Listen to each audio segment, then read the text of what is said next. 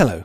In this episode of Heirs for Architecture, I spoke with the architect and scholar Franca Trubiano, Associate Professor of Architecture and Chair of the PhD Programme in Architecture at the Stuart Weitzman School of Design at the University of Pennsylvania.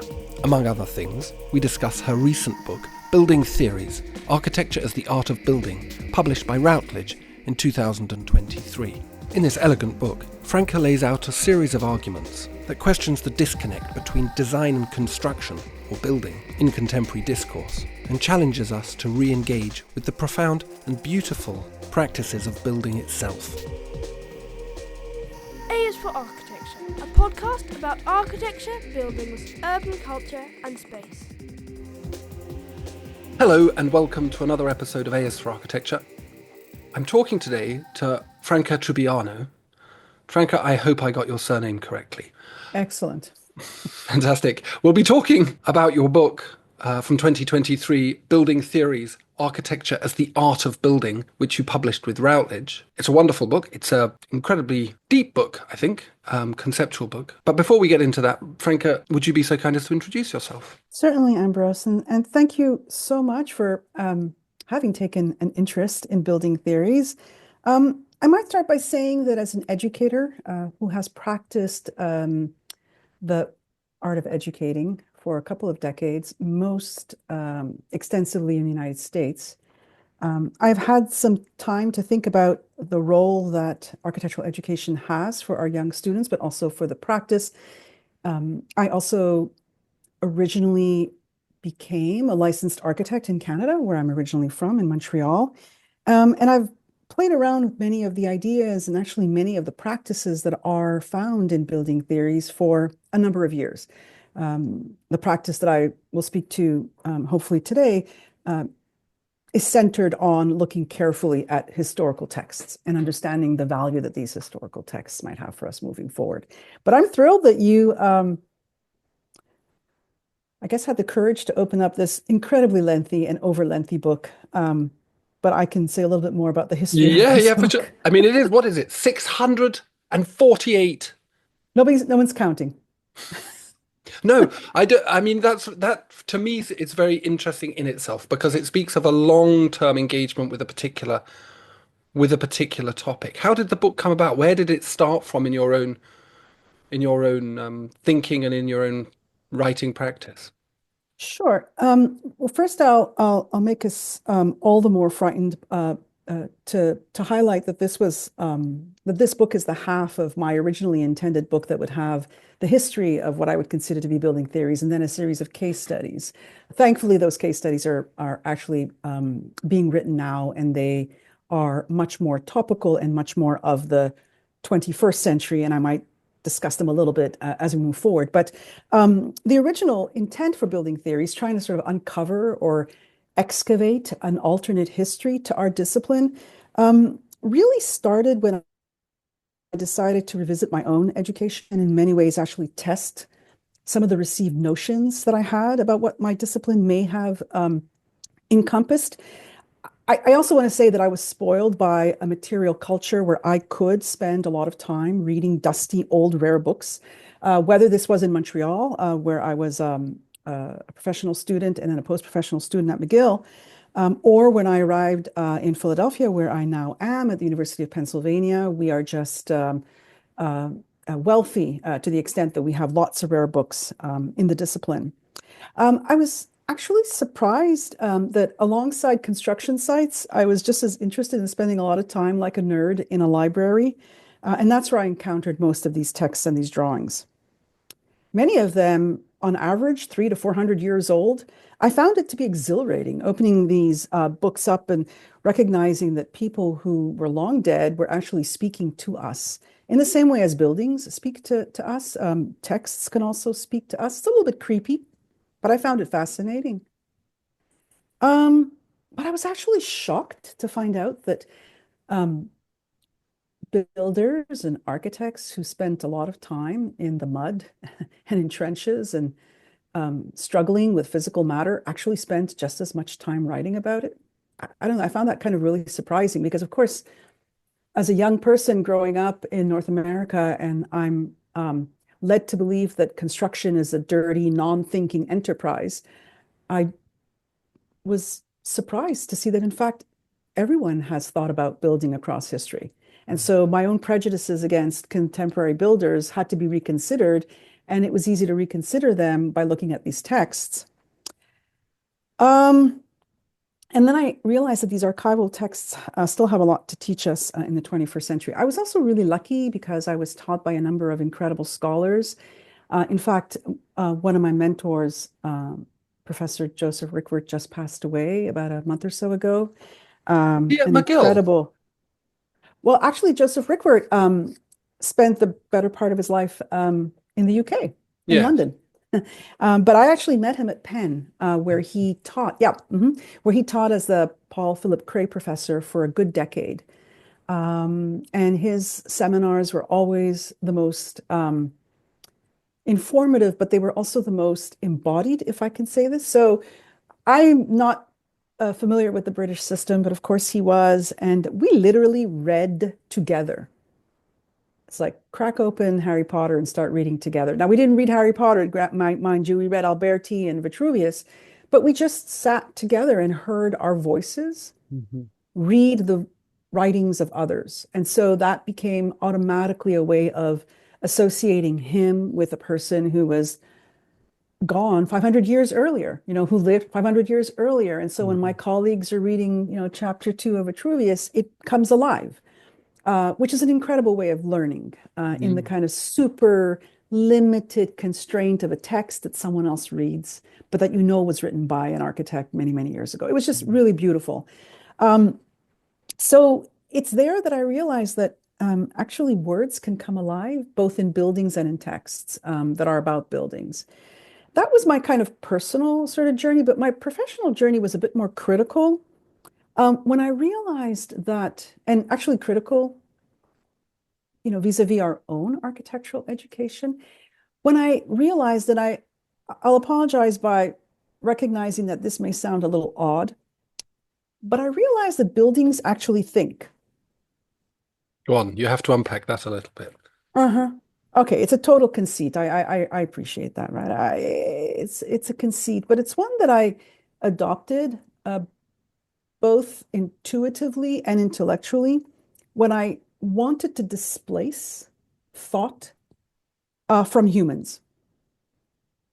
Okay. Many of our colleagues, uh, mostly actually in geography and landscape architecture, talk about non-human and non-human life as a kind of an important interlocutor with humans, as a way for us to remind ourselves that we're not the only ones here. Hmm. But it was a conceit that maybe even buildings themselves have a way of thinking and talking, because objects, materials, artifacts, and even the processes of making, which, I see some materials in the room that you're occupying that show the residue of making processes, that all of these actually speak to us. Now, we may not always be listening to them, but I do think that they speak to us. Um, and in fact, I think because objects speak to us, I think thought has already always existed in things. Now, this is a chicken and egg problem. Which one do you think came first? Certainly, and it is a question for philosophy and not one that I'm that well placed to discuss. But intuitively, I do believe that matter and nature and even our genetic constitution does predate our ability to think through it. So that's when I asked myself, what if builders, those who make, actually can help us think? What if buildings, the thing that we actually make, can help us think? And what if the very act of building, the process, can also help us reflect back on ourselves and how we make things? Um, so this kind of tactic to interpret the world around us really gives primacy to things for a moment in time. Of course, this is a bracketed situation. I'm bracketing this as a kind of counter to our absolute obsession about projective thinking, right? So I'm thinking, what if for a moment I just kind of turn that mirror around and I'm just being receptive and reflective of what I'm experiencing before I begin to project.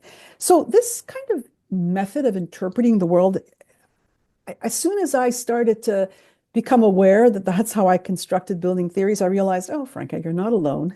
Of course, there are others who have been doing this for far longer, right? So, but then I realized that there was a kind of constellation of writers. Many of them were environmentalists, such as, of course, Amitav Ghosh, who reminds us of that. Feminist scholars like Jane Bennett and Rosie Braidotti, these scholars have already been reminding us that, in fact, um, the world around us has a way of um, maybe, in the end, winning out on our kind of zealous projection of, human desire and Mm. human want and human Mm. exploitation. So it was exhilarating to realize that there is a school of thought that maybe sometimes aligns itself with terms like materialism, new materialism, and that in fact, even the built environment had that potential. So I thought that was really exhilarating. Mm. Um, but this intuition allowed me to unpack what I call the discipline of architectural theory and Mhm. history that's been received by us as professionals, as educators, um, without really understanding why, at least in the context of my own experience, I don't really believe that practicing architects value history and theory to the extent that we hope that they might do Mm. so. The business of building buildings doesn't often allow for that moment of critical thinking to interact with the practice and the business of building. But even our students increasingly find it difficult to understand the relevancy of the way in which architectural theory and history have been shaped in the past 40 years, which Mm. essentially is the critique that I make in the first chapter of the book. So if I'm proposing that there's an opportunity for us to think alternatively about how we think about this discipline, then I think that's where building theories comes in as an alternate. And so, what is this kind of alternate that I'm proposing? Well, we need to think of an alternate because we're in an ecological moment of distress. Social injustices are visible and apparent everywhere we look, and global disparities of wealth just continue to grow. So, how do we figure out how a profession that's riddled by excessive movements of capital, uneven politics, shady financing, et cetera, can help us think critically? Well, this is where I decided let me first sort of think about the building as the center and Mhm. not the discipline. Um, and what could that give rise to? Um, does that offer a little? I hope that offers a little bit of an idea about Yeah, it does. I mean, what got me to shift. I've been writing notes as you've been talking. It's very, very fascinating, and I do like this critique as well, and I do think it's a true one for most of us who teach in architecture that there has been pressure from both sides, pressure from incoming students and pressure from the profession to abandon this kind of liberal education that we have modeled the whole of university has been modeled around this idea that there is knowledge that is good and that we should share it. That isn't necessarily instrumentalizable and doesn't necessarily turn into a fee structure. Heaven forfend. So Ambrose, do you mind if I just kind of pull myself back a little bit from the observation that you just made? Because I want to just be careful um, at the very beginning of this chat that um, I clarify a little bit of the dialectic that we see between liberal education and technical education. Okay. Right, if I may, if that's Yes, okay. please. Yeah, yeah. Okay. So in trying to reposition theory and thought in building, it's precisely to undermine what I consider to be a false dialectic between thought and thing. Okay. In fact, I think that that is an inheritance that we carry that is really detrimental. We've inherited it from the 19th century. Hmm. And short of pointing you to the 50 pages where I try to argue how that happens, I'm sensitive. I would be very nervous if anything that I have said to date would suggest that there is little place for the absolutely important work, the resistant work of thought, critique, and liberal engagements Hmm. with the subject. So I just want to make that incredibly clear. No, So as part of my day job, I also, I'll just give you an example. As part of my day job, I also run a PhD program here at Penn. And we often have students who are, increasingly identifying with either subjects that are technology determined hmm or liberal arts determined. hmm Um, I am hoping that one of the wonderful opportunities that architecture has always made possible is that under the notion of the built, you have both. It's impossible to separate the kind of rationalizing the kind of critical dimension of what we build from the technology of that which we build. In fact, Yeah. that is our problem. Mhm. So Yeah. I would want to just make clear that I am in no way suggesting that that's the case. So now the question is, how am I suggesting an opportunity for the reconciliation of what I see as being Well, this kind of I just component? wanted to come back. First of all, I wanted to come back to this idea of that you started off with, which is this idea that materials can speak to us, which I think is a beautiful materials and buildings, and I suppose urban space and space itself can speak to us, which I think is a beautiful idea. Something that I've been thinking of for quite a while was this kind of Max Weberian idea about the disenchantment of modernity. Modernity being a process of disenchantment following Schiller. And I'm very convinced by this kind of idea, and that perhaps when we look to non-Western modern environments, one of the things that engages us, non-Western modern, and I'm talking modern from, I guess, the 1550s, 1600s. One of the things that engages us so much is that the building work itself, the process of, shall we say, settlement, production, architecture, broadly speaking, is seems to be invested with a kind of an intimacy between the builder, the building, the resident, the wider culture, cosmologies, nature, other species, which we don't permit ourselves in the contemporary realm. Is this what you're talking? Are you talking about when you talk about the possibility of a intercommunication with other things out with our kind of human interactions? Are you talking about something that's trying to connect at a deeper level on some more, yeah, fundamental level? Can Good. it be quantified? I mean, Ah, is it this something that we can point to and say, try this, or is it almost like an awakening? I'm not trying to be a hippie here. I'm just trying to. You're very welcome to if you wish. Well, wonderful, wonderful, wonderful way of situating the kind of problematic that I'm trying to propose here, and I would say somewhere in between um, um, something that can be quantified and somewhere in between something that is mystified. So Mhm. let's see if we can find that space in between, which is a space of practice, Okay. right?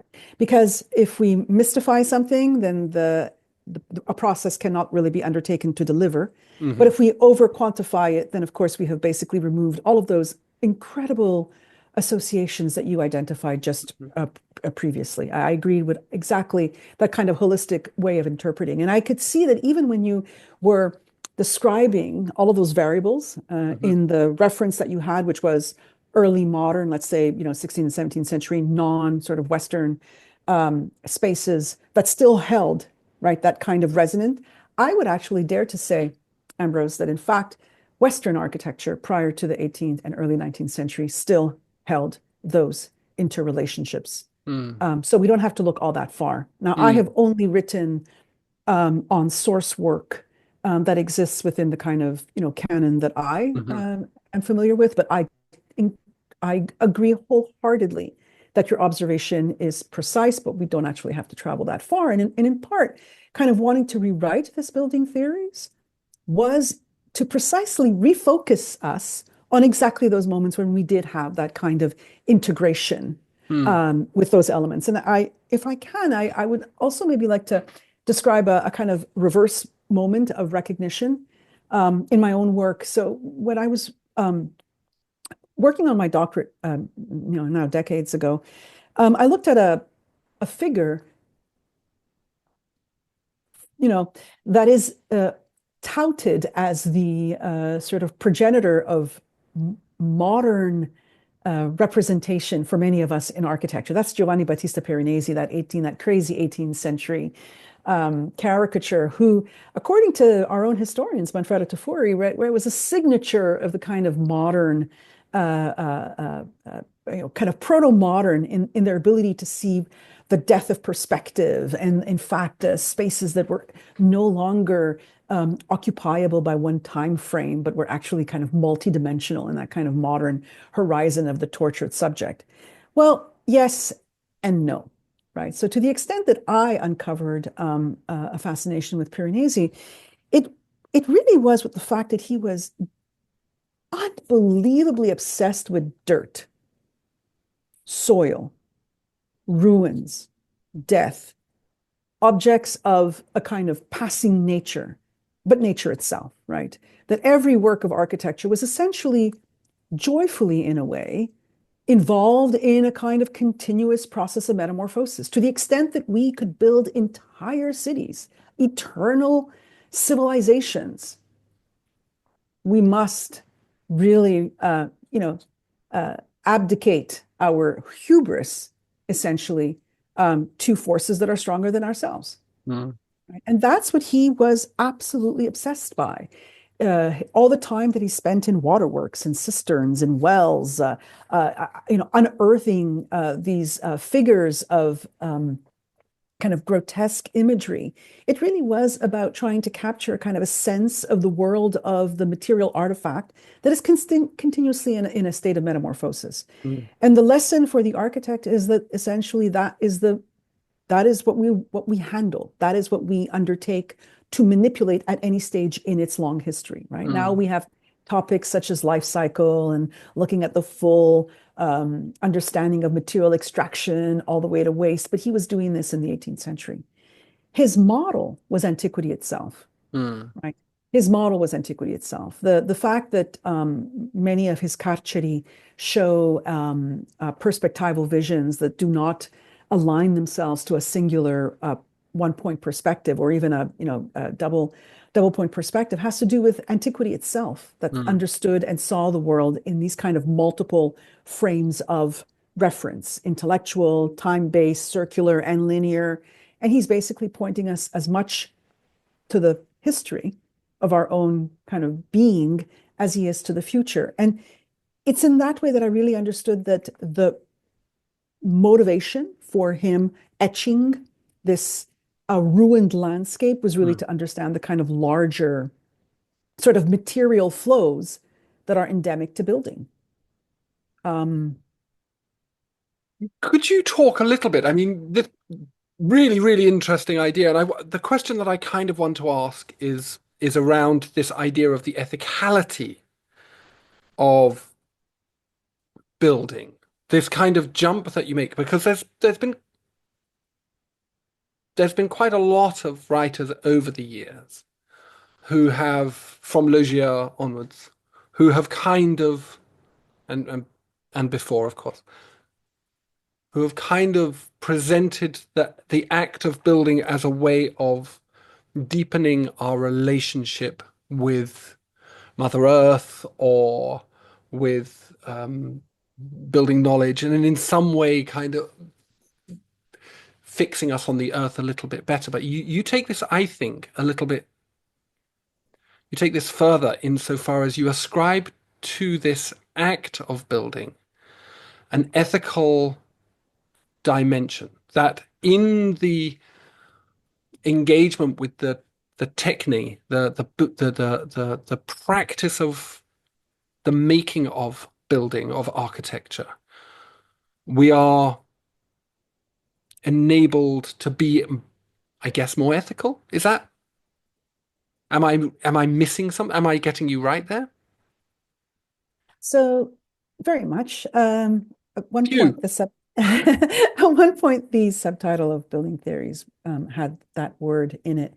I thought it was a really high bar to meet, given all the historical documentation. Um, and I would like to say that hopefully in the case studies that really capture my contemporary research, this question of ethics is addressed extremely explicitly. But let me absolutely give voice to what you're intuiting, which is that, um, and again, I want to make sure that I don't in any way uh, encourage a directional reading to my thesis. My thesis is about ensuring that we understand that these words are intertwined with each other rather than at opposite ends Yeah. of some sort of political spectrum. Okay. Mhm. They're gradients and they're gradients. Just like matter itself lives upon a gradient. Um, and I'll just give an example. If stone is quarried, it has to be dressed. If it's dressed, you have to think about how many faces that piece of stone will have. If it needs to be representational with respect to language, then you may inscribe upon it someone's name or a figure that represents, so there are kind of ways within which we introduce artifice into this kind of process. But essentially, if the building's abandoned, it falls back to its own materiality and then, in the best of circumstances, becomes part of someone else's raw material, right? So I just want to be clear that if one looks at it from a context of time, of linear time, then we may not recognize these kind of sort of circular issues, but also when it comes to questions of ethics. So if for just a moment, before I sort of maybe point to some kind of contemporary projects where I've most explicitly taken this idea of matter as a determinant figure in potentially a return to the art of building, I want to just point to questions of language. So part of my thesis is that I think we have over-relied on architecture in its analogy to language. I think architecture is more than simply an analog to language, in part because by doing that, we're divesting of our own agency by attributing it to another form, which is the kind of text form, but also because if we are going to be then attentive to language, then ethically we should really be very careful with language. So let me just sort of unpack that for a minute. When I started looking at all of these texts, these kind of physical documents, so my first ethical responsibility was to meet these documents one to one, right? So they exist. I'm going to read them. I'm going to try to unpack them. And I'm going to try to be within the space of that text. I'm going to try to be as much as possible an ethical interlocutor with that text because I'm just going to read the text and wait for it to kind of, sort of tell me in its context, in its time, in its horizon, what it could have meant to someone in the 18th century or someone in the 16th century and so on. Which I think is a little bit different than projecting my own opinions on what I think these words might mean. So one of the first things I did is I just went to the very first paragraphs of Vitruvius, that guy, who who talked to us about the fact that architecture has always had a way of making and a way of thinking, which is fantastic, right? Like, what's more inspiring than knowing that 2,000 years ago someone roamed the earth and had a similar thought than we did? I think that's pretty fascinating. But what's interesting is that when I actually read the text, and if I assume that the text has some kind of validity and someone didn't kind of reorient it, it actually says that fabrica is part of the architect's remit, right? Fabrica, fabrication, making. And so is teoria or ratio or ratiocination, right, in English, part of the architect's remit. But interestingly enough, it's in that order. It's fabrica e ratio. And it struck me that intuitively, I thought it was a really interesting reorientation of what for me in English is theory and practice. Mm. Right. So what does it help me uncover about my own understanding of my own practice is that, yes, in the 21st and in the 20th century, we projected theory upon a body, matter, that matter was to respond to. My theory, my projection, my drawings then eventually somehow get embodied, materialized, constructed somehow. You said yourself earlier today in our little chat that your students are now getting to the construction part. That's precisely the kind of fault line of where we are in the 21st century. Yeah. For Vitruvius, it was the other way around. You understood the built environment, and within that, you rationalized, you came with certain sets of understandings, comprehension, organization, theories. That's what they call theory, the scientia, right? The scientia, the studied science.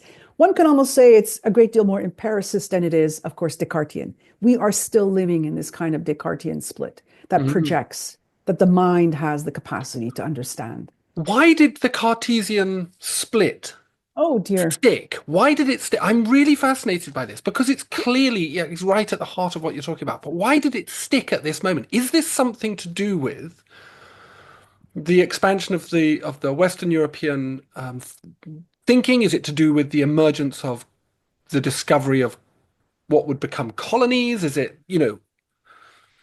I mean, theorists have come up with various things, but in where do you think it came from? That's a Professor really Trubiano, wonderful. No, no, I on have the no idea. spot. Oh my gosh. Let's guess. No, no, I really, really like your question because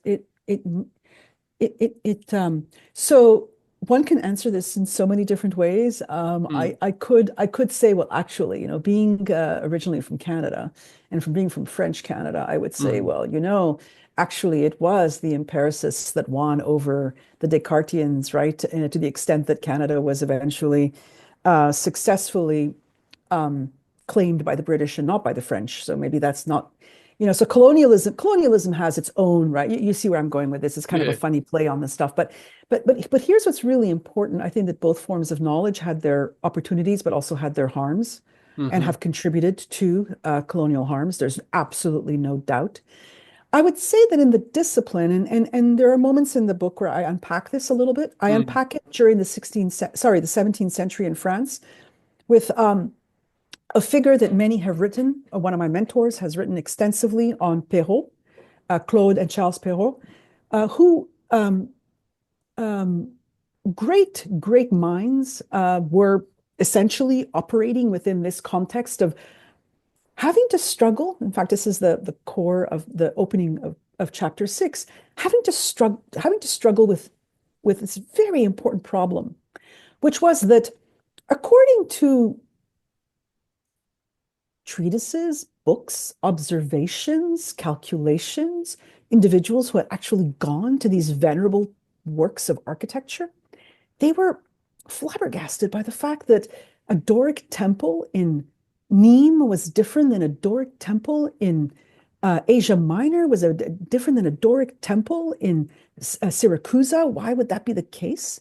Meanwhile, according to this text, according to Vitruvius, it's supposed to have a very precise module. Why is mm, it that when you come to the actual sites of architecture, it's really different than the book or the text of architecture? Well, right there, you understand that you have this kind of crisis in what we call the knowledge of architecture, if only because we forget that architects were in situ artists. mm, Um, we know that even Vitruvius tells us that the stylobate of a Greek temple has to be arced because, in fact, if you make it flat, it will, through the, um, let's call it the lack of ideality in our eyes, in our embodied presence, it ends up looking like the line is not straight. So in yeah. order for it to look straight, you actually have to put a little bit of a curve on the horizon in order to make it appear straight. Same thing with the outer ends of the columns of a temple. Mm, If you don't, in fact, increase the module, it'll look like the air is literally eating away at them. And of course, the really famous one that Alberti reminds us of is that if you're standing in a really narrow street in Florence and you're looking at a facade, you have to make sure that that cornice line is actually exaggerated in its dimensions. Otherwise, when you're looking at it, it's going to look diminutive. All of that was lost to the French in the context of this kind of Descartesian inability to understand that when you arrive, number, drawing, code is insufficient. That embodied knowledge of how you handle materiality is part of the architect's remit. And so in many ways, that is what constitutes this kind of supremacy of the X, Y, and Z, which of course is the Cartesian grid, in the reassurance that as long as you can measure it, it equates to your way of thinking about it. I mean, we could talk about his incredible skepticism that he had for human eyes. And he believed that, of course, there was somehow a disjunction between the truth that we see with our eyes and the truth that we see with our minds. Oh, and by the way, our minds are sharper than our eyes. And so whatever our minds tell us is correct, which of course is incorrect, right?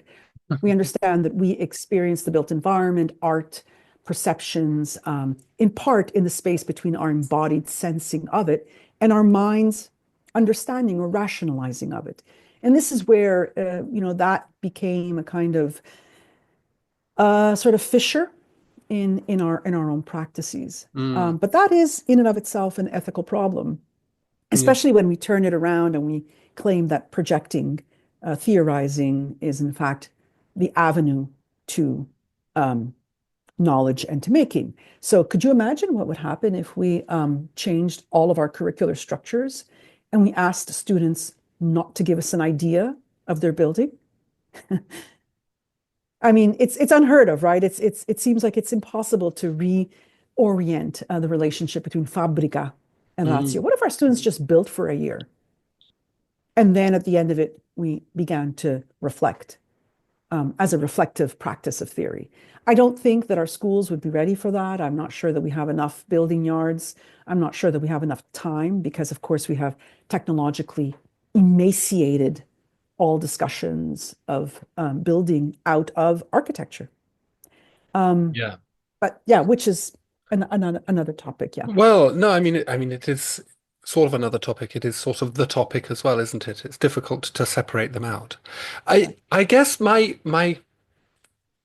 just this discussion that I've had with colleagues and other folk over the last while has been about whether this ethical dimension is really something that contemporary architecture and architecture as a historical practice really has a say in at all. And I guess that's Yeah. it seems to me sometimes that we try and fit a square peg into a round hole when we try and make architecture ethical. That what we actually do is create elegant objects that perform nice things for wealthy people and sometimes the poor, if the wealthy choose to build for them, or the government chooses to build for them. And I suppose, and given that this is our business model is orientated towards the 1%. I mean, it's a simple fact that most people can't afford architects, or architects working at their normal fee structure.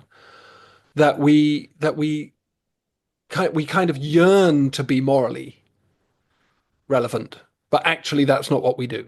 It's like a Formula One, it's like, I guess, an IndyCar driver yearning to be moral. It's like, mate, you drive a car, just drive a car. And we're like, we would like to be ethical, but nothing in our practice actually speaks to ethicality. Is that, oh, well, I don't know if that's fair. Very fair, very fair, very fair. And in fact, I could not agree with you more. Yeah. And I would say that it's in part because of the way that we have constructed our supposed critical practice in the last 60 years that makes it impossible for us to even have the terms and the language to be able to resist.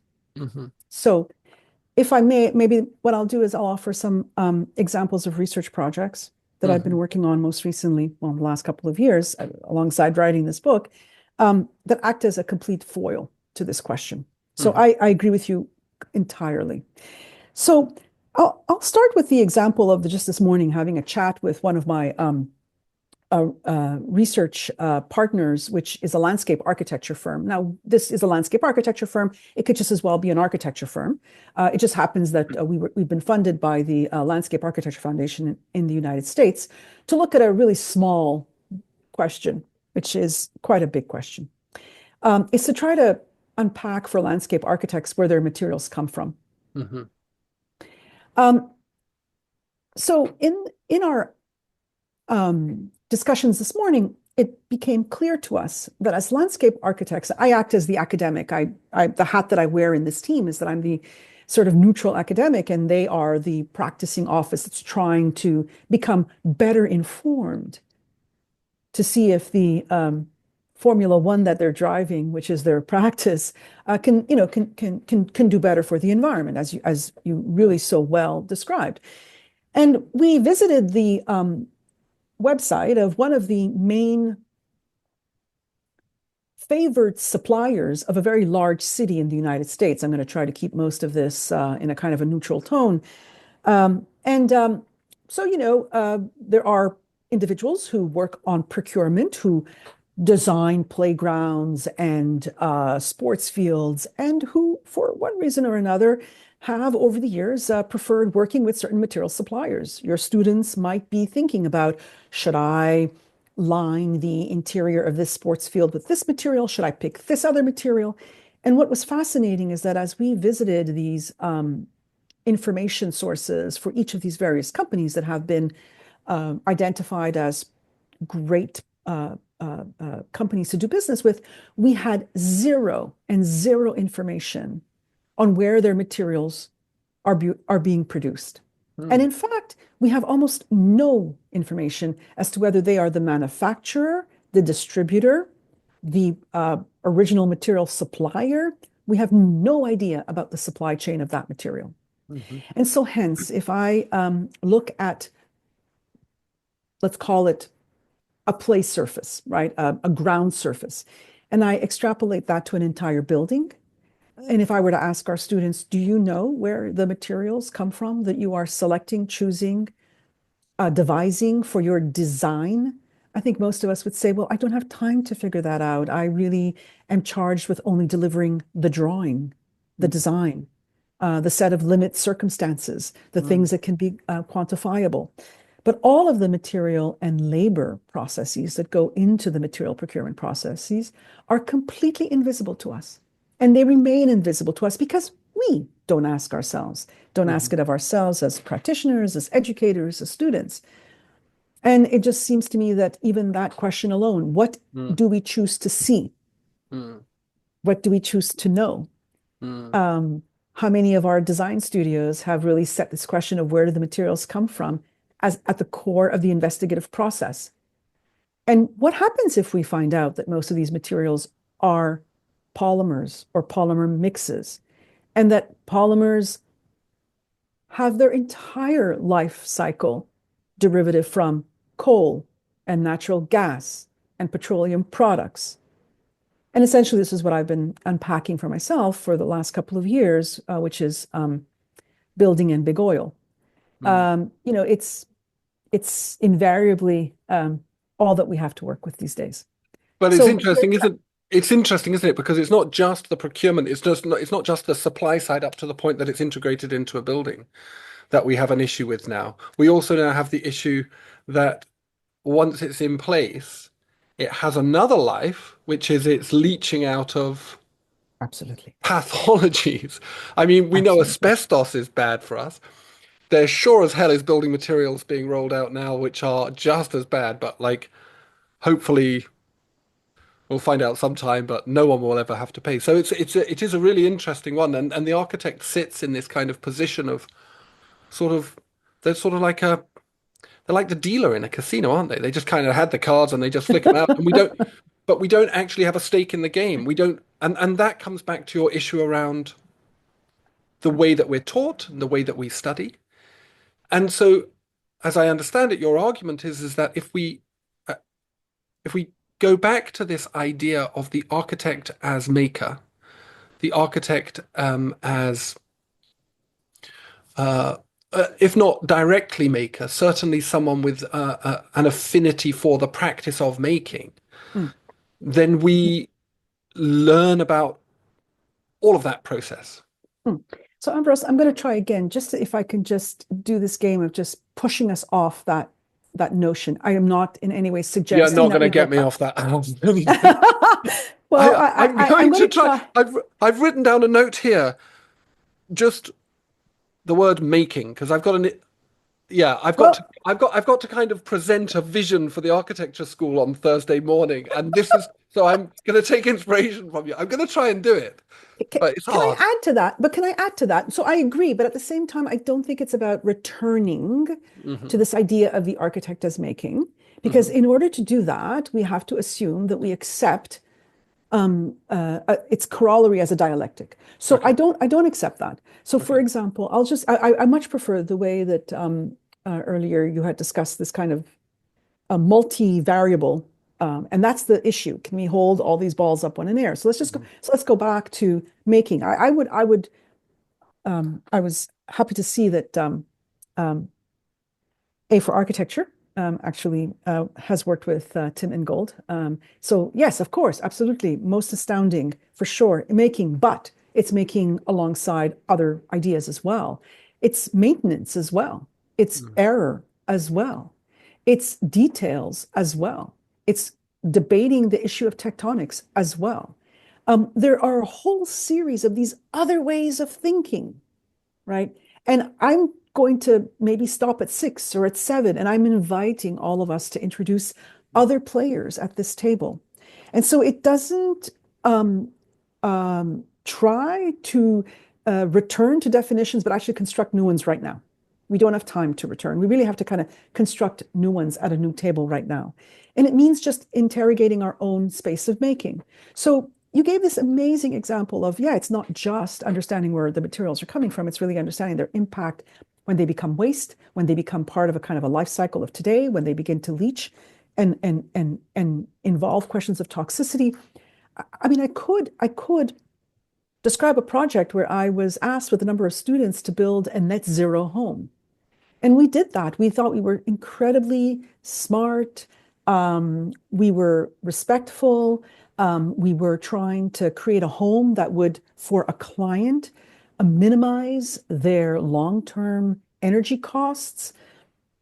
We did this at a time when we were entirely blindsided by the fact that all the materials that we chose, because they were inert, because they weren't conductive, were in fact built by polymers. And in fact, we were contributing more to embodied energy than we were to environmental operational energy. And so, to the extent that one can also become self-critical, I think is a valuable Mm. entity, is a valuable part of our work. And so, um, yes, it would be great if we undertook to fold back into our practice aspects of making, but also Mhm. aspects of building and aspects of error. To what Mm. extent can error give rise to really important and phenomenal observations? We could say that the problem that was faced in the 16th, 17th century, when Perrault couldn't understand why modules of Doric columns were different in different places, it could have been seen as um, a traumatic degree of error. Error can itself be a positive builder, right, of the space between idealization and materiality as a kind of productive opportunity, as Francesca Hughes reminds us, or as Hilary Sample in her incredible book on maintenance reminds us. Maintenance, even just the idea that architecture has maintenance, which she describes so beautifully through works of architecture and art, is in fact one of the main uh, intellectual spaces that Places Journal, the online Places Journal, has had a series of really beautiful pieces on repair. The Mm. idea that repair can give rise to architecture and ethical architectural practices. What if an architect decides, my work is about repair? Mm. What would that mean? But we would have to sort of go back to to academies and reposition our role. And if I can just for a moment remind us that, in fact, academies are sometimes the most recalcitrant. of the spaces. We consider ourselves to be avant-garde. We consider ourselves to be essentially leading innovation and leading critical thinking, but often our structures are the most um, conservative.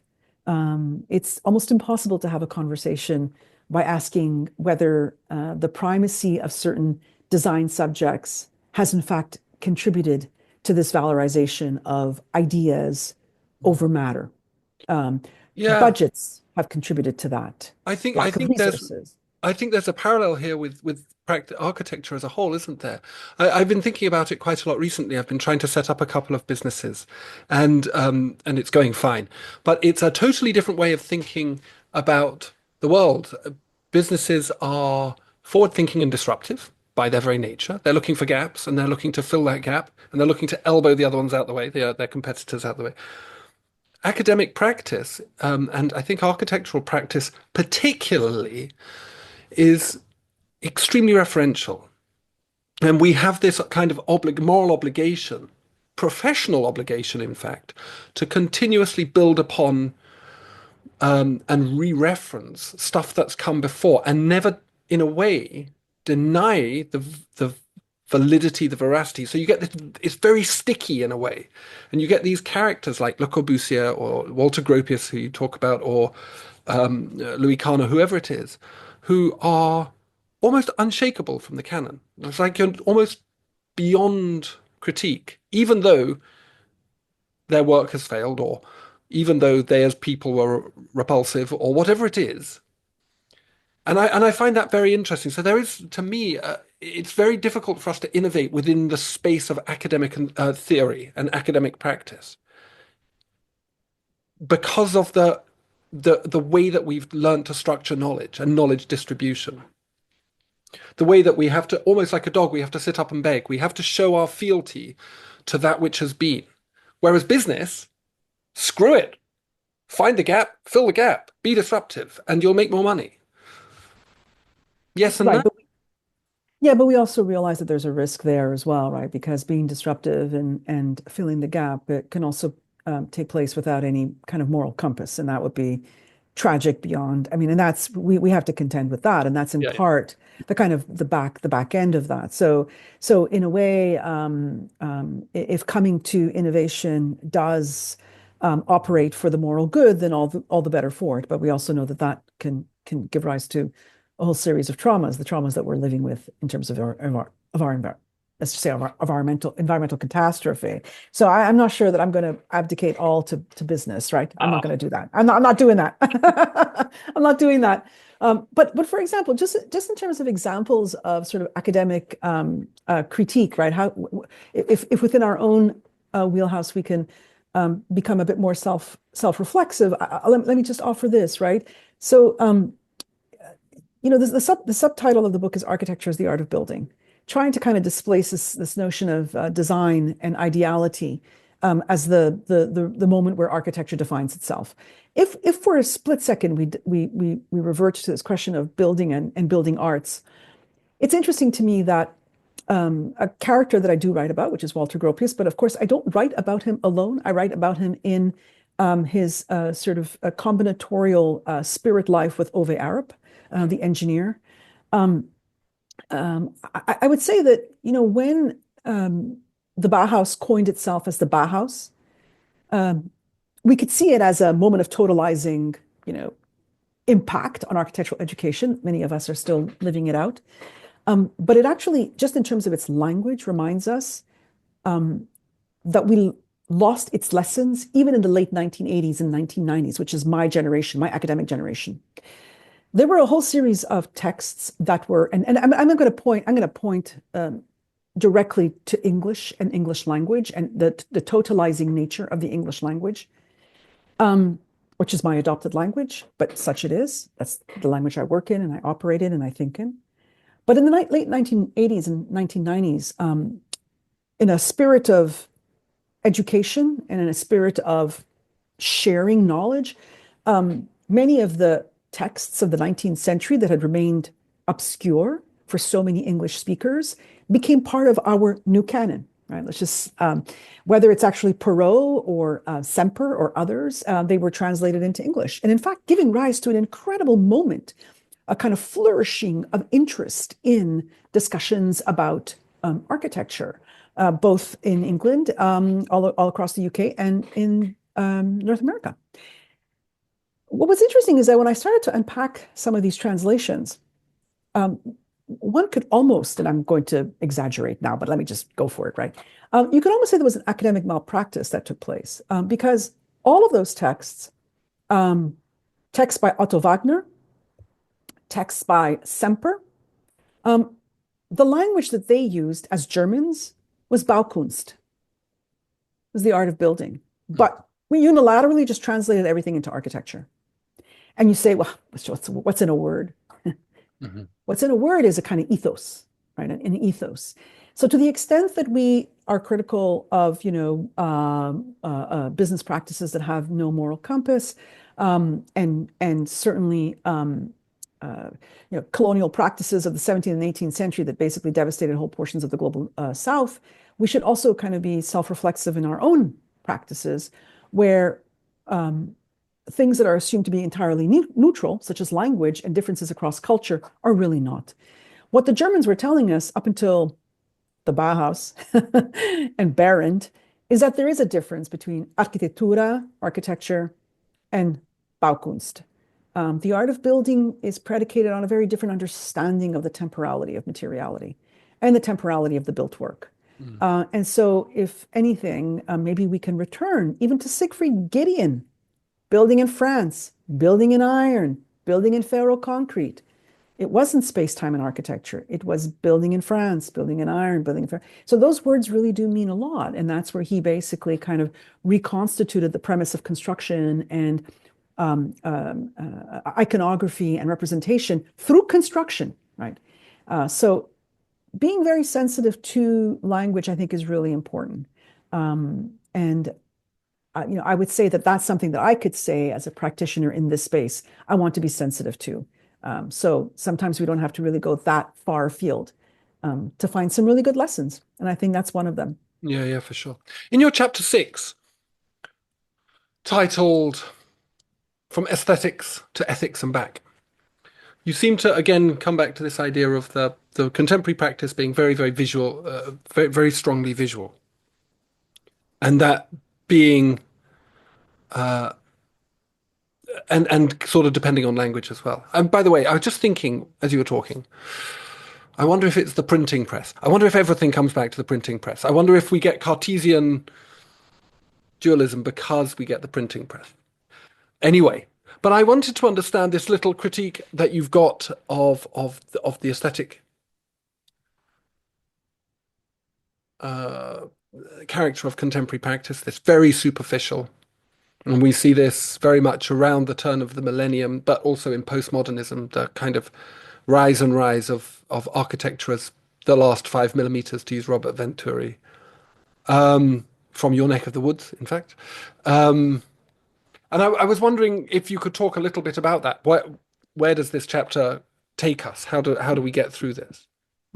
Well, given that this week we celebrated the rebuilding of Notre Dame Cathedral in 5 years, this did not kill that. Amazing. Right. So this did not kill that, right? No.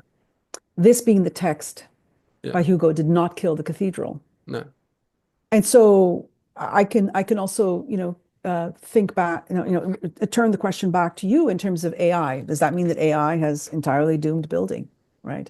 Because if you take the next step between the printing press and its kind of dematerialization, has AI now entirely dematerialized architecture? I think those questions are very complex and certainly not something that I can address. They're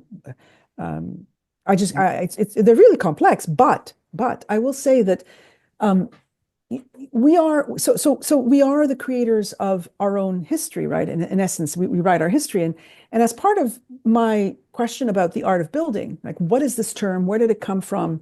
And the art of building as a term appears throughout.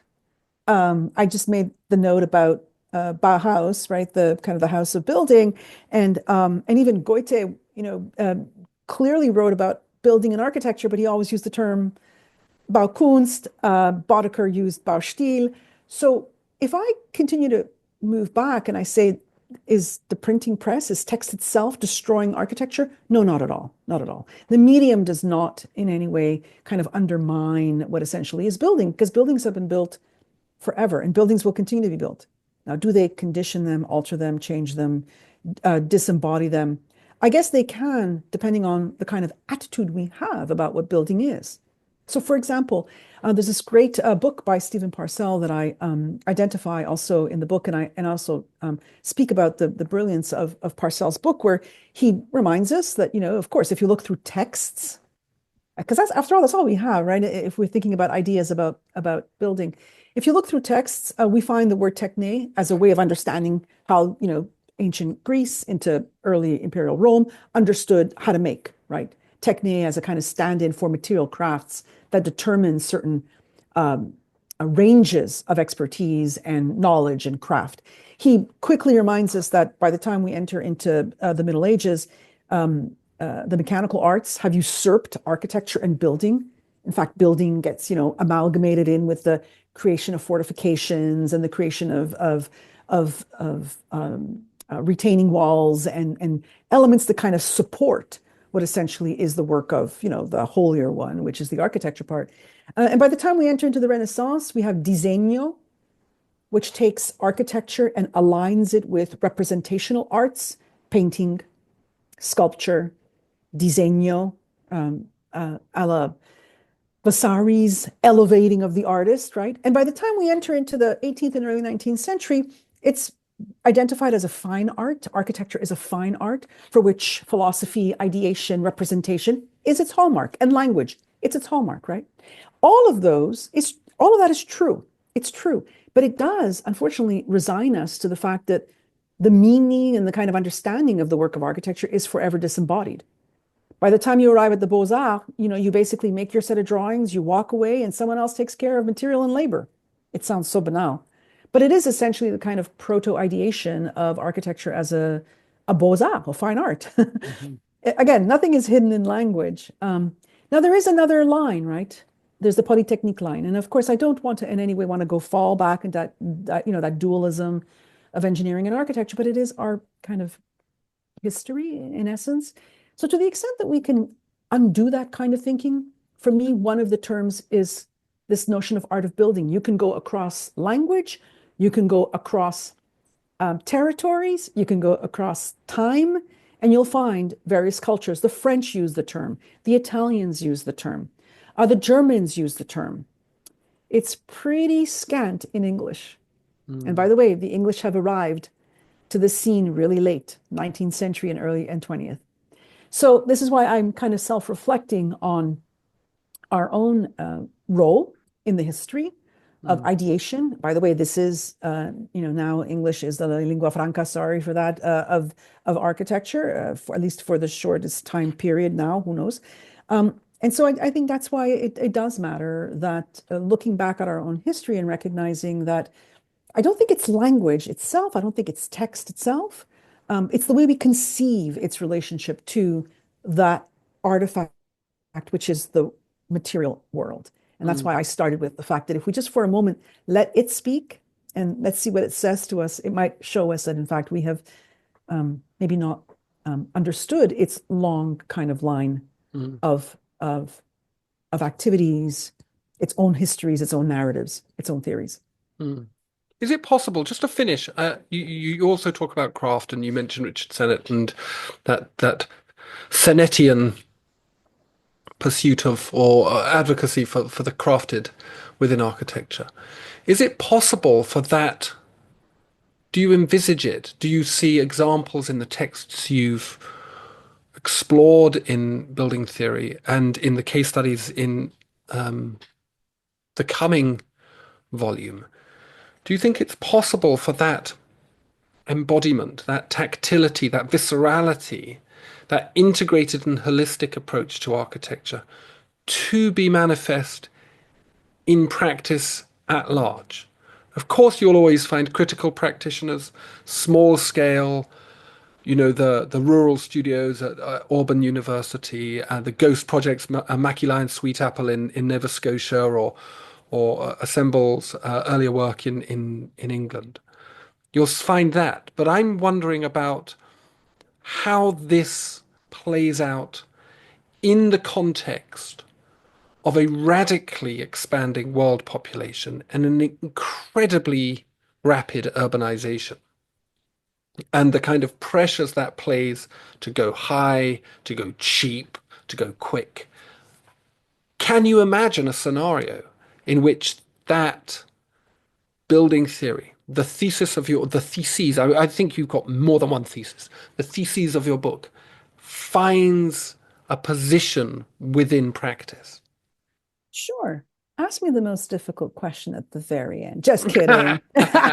No, I really appreciate the question because you're absolutely correct. And I'm going to answer it by saying we have to, because the picture that you've painted is a very real one and a very important one that we have to really acknowledge, that in fact we do have scales of material exploitation and land aggregation and energy annihilation that's happening at levels that are just it's really difficult to wrap your head around them. And for me, I have done it by not focusing on the project as a representation of another world, because that's precisely what has gotten us into trouble, right? Whether it's a rural studio project or a Kengo Kuma project, or I'm not going to do that because that's precisely the problem. Is that we're continuing to look for the answer in such projects. That is the problem. It's the way that we, in fact, we have to destructure our way of thinking about the built environment. And for myself, I have developed this in these 3 projects that I call Building at Risk, in which I'm trying to sensitize those who have affection for the built environment and those who live in it. That in fact, much of building places others at risk. And so I have working on projects that look at material toxicities and chemistries and questions of human health. I am looking at projects that look at, as I said, material supply chains and the way in which we do not know and we do not make visible to ourselves. That's way more important to me than a project that looks like, somehow a crafted building. That's not at all what I'm interested in. Not to mention questions of labor, which in fact I'm working on a book project now for Burkhauser on the question of labor.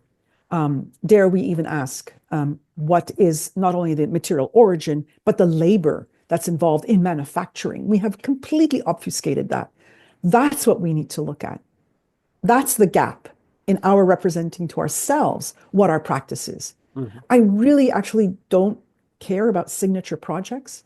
Signature projects are a relic of the 20th century, but we still teach our students like that's the goal of architecture. So how can we undo ourselves from the 1%? Because that's what the 1% feeds on. It's a kind of a feeding machine. What if we asked our students to map out the labor that's involved in even displacing soil from one part of the country to the other?